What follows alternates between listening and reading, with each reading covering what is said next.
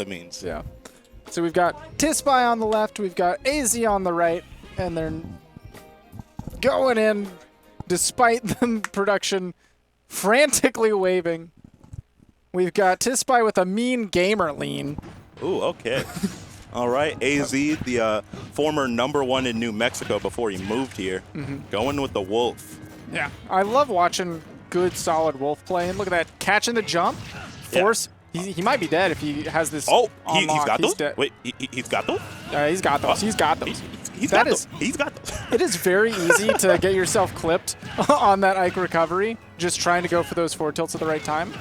But if you've got them, then one poor recovery option or one just read on the Ike's recovery, and he's done entirely. Oh my God. But you know what? Wolf kind of does that same thing where in disadvantage he gets eaten alive by the sword. Yep, firing right back. I don't think this is a very good matchup for Ike. You know, I feel like on paper Wolf has a lot of options that just stuff out what Ike wants to do, stop him from jumping, all that. But Tispai doesn't care about that at all right now. Oh no, Tispai is a matchup defier. Honestly, he's just moving and grooving and having a good time, and I like to see it. Yeah, he said forget your science and your theories. Here's my sword. All right, and now without this lead, AZ going to have to, sort of get in, play around this range, rather than forcing Ike to come to him and jump when he wants to. Yeah, I mean, one good thing that Ike does have going for him is that a lot of Wolf starters are jump-ins, so he does have big access to Nair. And when you're not having to work extra hard to make them go into the Nair, Ike kind of prevails. It's a good time. Yeah, definitely doable. And, yeah, AZ just going to space these fares. Really hard to, catch him if you're not prepared for it because of that air drift Wolf has. And Ike with his anti-airs, they're pretty diagonal or pretty, circular. Or no, pretty linear, rather than diagonal. Okay, let's go high. Laser doesn't reach far enough to intercept, but wow, great DI. Yeah. Catching the neutral get up, but not going to do the job, and a little bit of a late reaction on that ledge trap. Tispai going to reverse the situation. Catches him out of the jump, too. I think maybe trying to read a panic side B, but AZ a little bit better than that. I like how creative that was to get off the ledge. AZ really knows how to abuse auto-cancel back air on Wolf in, any given situation. I'm just going to punt him out there. 40-yard field goal right there. Yeah, and Wolf can put on damage so incredibly quick. This is not remotely over, especially if you catch Ike out of the air, out of a Nair attempt, for example. It is just juicy where you've got him set up for a big combo. All right, this is where AZ is scariest, at the ledge. Has to go high, eat that damage. Yeah, eat the damage just to get back on stage. Yeah, good decision making from Tispai right there, taking the lesser of two evils. Other option is continue to try to get off this ledge and maybe just get forward tilted to death. Oh my God!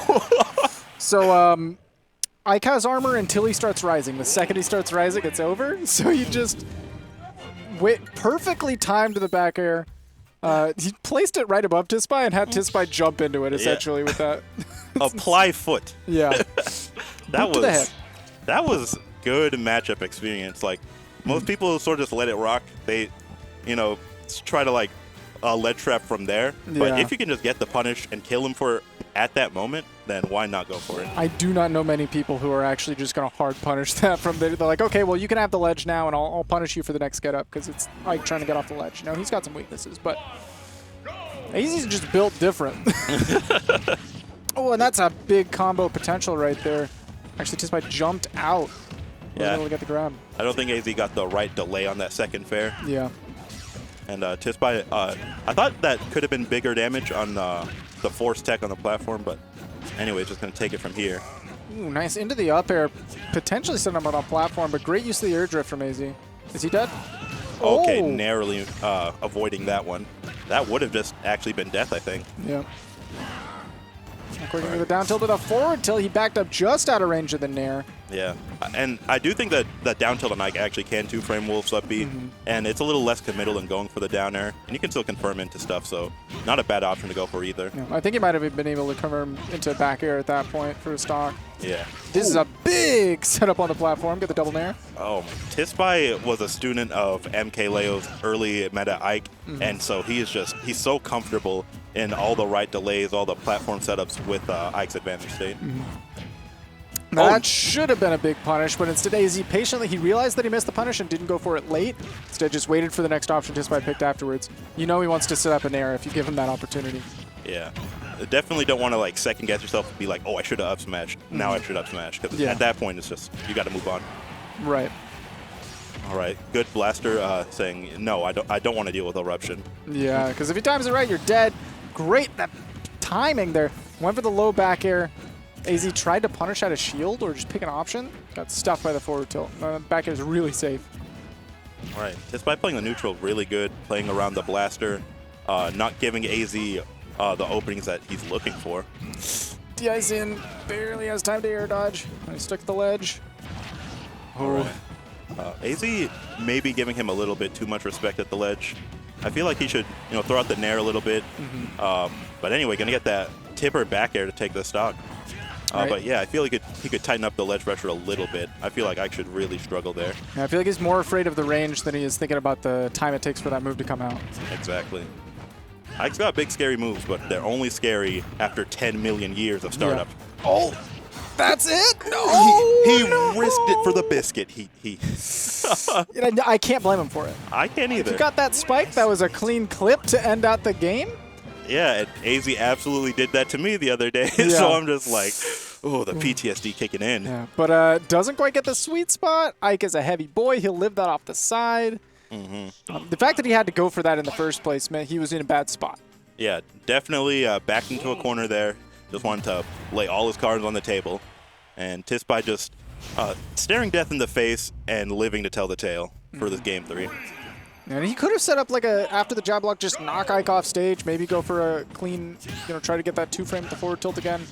But put all of his eggs in the one basket, didn't quite pan out, so now we got game 3. Again, same stage.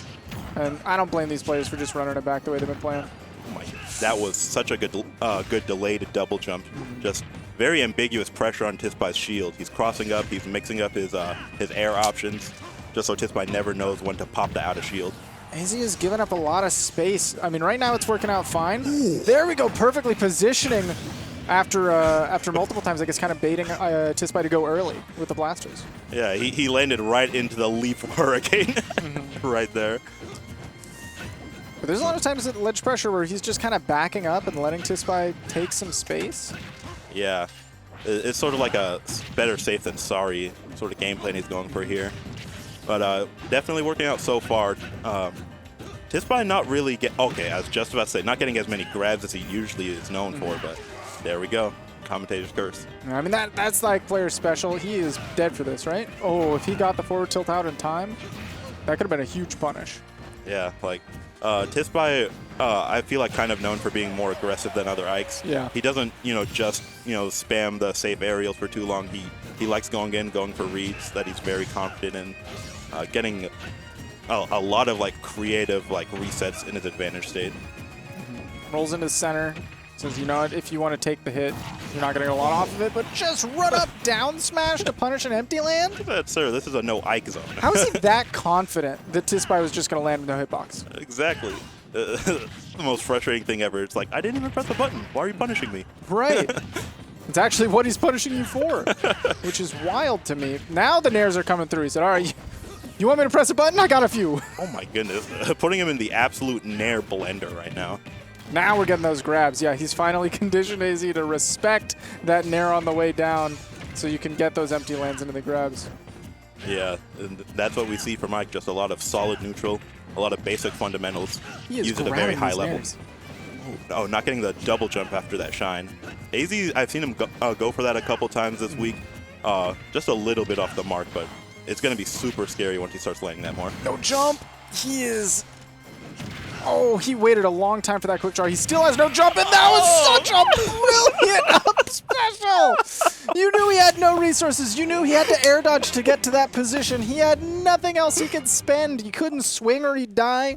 Oh my lord. Just a brutal finish. AZ, he went for that in doubles too. Like, he's just, this man... He has no regard for his or his opponent's life. Exactly. He does not care. It's just...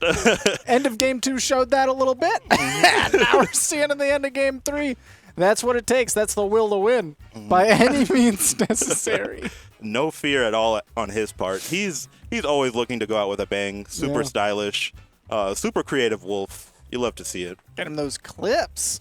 Yeah. I always like to see Wolf succeed. I also like to see Tispai succeed, so I'm torn in two directions here. The character I love and one of the players I love too. Yeah. I don't know enough about AZ to get to that. I'm sure that after watching quite a few, I'll just be in a position where I just love both of these guys, and I'm in that spot. But really, just watching two really good players play, that's what I'm here for. Yeah. Like good Smash Brothers. That really reminded me of like the early meta Ultimate. Like MK Leo versus Zachary, the Wolf versus the Ike. Two characters we don't see as much in the meta anymore. Like they're still. Ones I would love to see. You know. Yeah, like Wolf's still top tier. Wolf's still insane. Ike's he's still got some stuff, but you know those characters have kind of fallen off a little bit. So Ike's definitely fallen off. Wolf, I feel like, is just a character that is not seeing anything because nobody's picking him. Nobody's selecting him on the character select screen, and there's no other reason for him to not succeed. This character's insane. Have you seen his moves? Yeah. What he's capable of? This character's nuts. Like, Charlie the King's Twitter, like, he does all this, like, footstool up B stuff, like all these optimal combos out of up throw. Like, it's just, like, this character has so much room to still grow, which is insane because he's already really good. He's already good. Seeing him download the mod pack is changing the game.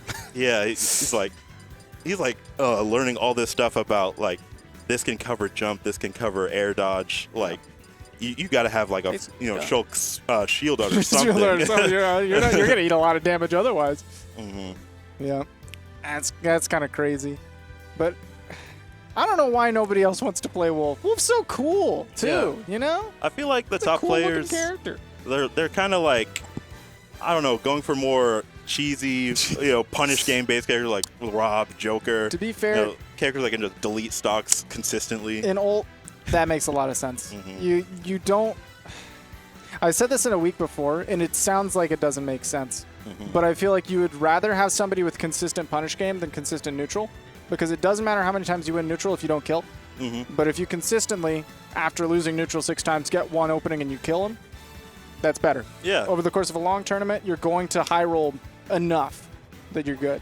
Which it sounds like it doesn't make sense sometimes, but in ult, like the reward for the strong punish game is way higher than the reward for the consistent neutral game. Exactly. I think the Buzz was talking about that on Twitter one time. He was like, I'd rather have a character that has broken punish game and good neutral rather than the other way. Like a good punish game, broken neutral. Yeah. It's just like, I feel like at a certain level, all the players have good enough neutral themselves. Yeah. That it's like, you're playing player to player, not character to character. Yeah. It's like, how many times are you going to out-neutral, a top 10 player? You got to get them once and then be done. Yeah. I don't want to have to do this 16 more times to take this stock. It's not going to work out. I have a lot of character propaganda about Palu, Lucina, those characters falling off a little bit. Literally every time somebody tweets something negative about those characters, I see you hit that retweet on instant. Yep. Man, Palu's really falling off. Cheeks retweeted. Yep. Bro, I don't care. You can call her like a low tier. You can call her like completely irrelevant, unviable. I'm going to retweet He's going to retweet it. If y'all want a Cheeks retweet. Yeah, just tweet about how bad Palu is. I'm sure he name searches. Just name search Lucina anytime somebody posts something bad. That's me. I agree. Good man. Yeah. I mean, Proto Banham, he's looking at Min Min now. For a while he's been like. Min Min is a cracked character. Yeah. I've enjoyed watching Desley nair people at 0 and then they die. You don't get that out of I definitely enjoy watching it happen. I just don't want it to happen to me. Okay. I feel that. On a spiritual level, I feel that because as soon, like when Kazuya dropped and when I saw the stuff that people are doing with that character, I'm like, I'm really excited that I'm not actively playing in the bracket much because I want to be really excited about this happening to other people and not me. Yeah. It looks really cool. It would suck to play against. Yeah, it's the same as Min Min. It's got to be at somebody else's expense. Yeah, because then it's funny. Same like all of DFW loves Rob because it's really funny to watch him cheese other people. It's so awesome.